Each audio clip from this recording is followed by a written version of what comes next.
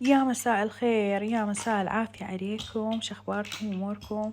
أول شي خلي أحكي لكم طريقة الجيمات اللي سويتها. طبعا طريقة كل سهلة وبسيطة. أول شي يا حبايب طفت كوب ونص طحين أو كوب حليب سائل، وخليت خاشوقة زيت وخاشوقة ملح وخاشوقة شكر وفد شوية عصرة ليمون، وأهم شي ضفت ضرب بيكنج باودر وضرب فانيلا وخبطتهن خبطة مرتبة ومعدلة وياهن بيضة. وأما الطاوة يا بنات مساحتها بس بزيت فقط. مثل ما تشوفون هاي طريقتي أني بهاي الجيمات، يعني من جهة واحدة فقط خليتها، لا تسوونها من الجهتين، يعني فقط جهة واحدة على مود شنو منك بس يتماسك. وأنا هاي طريقتي، وكل شخص مثلا إذا تحبون تخلون جيمر أو جبن، أنا خليت جيمر وجبن.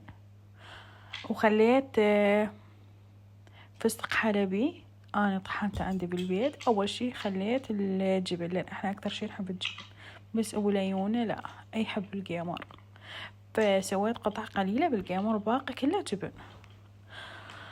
وبعد ما كملت سويت خليت زيت في الطاوة مرة الثانية وقليناها شوية بس بسرعة مو تخلون كلش لأن يحترق. أني هاي طريقتي بالجيمات، انتم اكتبوا شنو طريقتكم. طبعا طريقتي كلش سهلة بسيطة وما تاخذ وقت هواي. وبعدها سويت الشيرة، خليت فد كوبين ماي وكوب ونص شكر، وخليت ليمونة فد نص ليمونة عصاريتهن وخليتهن على الطبق تقريبا نص ساعة. اي فور شنو ماكو. وبعدها قليت القيمات على النار، اهم شي تخلونها على نار هادئة. وانا صارت عندنا حالة شوية كل ما اقلبهم ما اعرف شي يصير بيهن، يرجعني وقع. فيا بنات كملت القيمات والحلويات مالت بعد الفطور، وتذكرت انه اني ما مسوية فطور ابد، او باقي على الاذان تقريبا ساعة واحدة، فلحقت على عمره وسوينا الفطور، يعني سويت شي بسيط. وبعدها مثل ما تشوفون هنا خلينا الشيرة، طبعا تحبون تكثرون او لا حسب يعني الرغبة، احنا ما نحب هواي الحلا كلش، فضفت شوية شيرة الهن. شوفوا لما خليت هواي شيرة. بعدها ضفت الفستق الحلبي،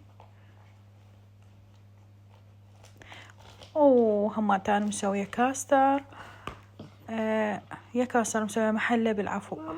المهم سويت محلبي وسويت هاي القيامات. ها ماما ها حبيبي، لا ماما ما يصير. المهم يا حبايب بعدها شنو سوينا؟ قهوتنا وفطرنا الحمد لله. قضينا لنا ساعة ساعتين وصبينا قهوة انا وابو ليونة، وهاي والله قعدتنا بعد الفطور.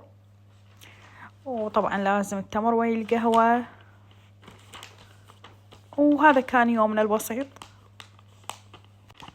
أهم شي أنه بعد الفطور البيت نظيف، المواعين مغسولة، ومطفين أضوية المطبخ ومرتاحين، ونباع مسلسلات. بعد كل هاي الهوسة سوينا الفطور. اليوم الفطور سويت لهم صاج دجاج، وسوينا زلاطة وكيك الليونة وبيبسي ولبن، ويعني وهذا المقسوم. المهم يا حبايب بشوفكم بالفيديو الجاي. اللي ما مشترك بالقناة خليه يشترك وفعل جرس الإشعارات. شوفوا لي الزلاطة اللي أحبها أموت عليها، طبعا دائما موجودة بالبيت هاي على الفطور على السحور عادي.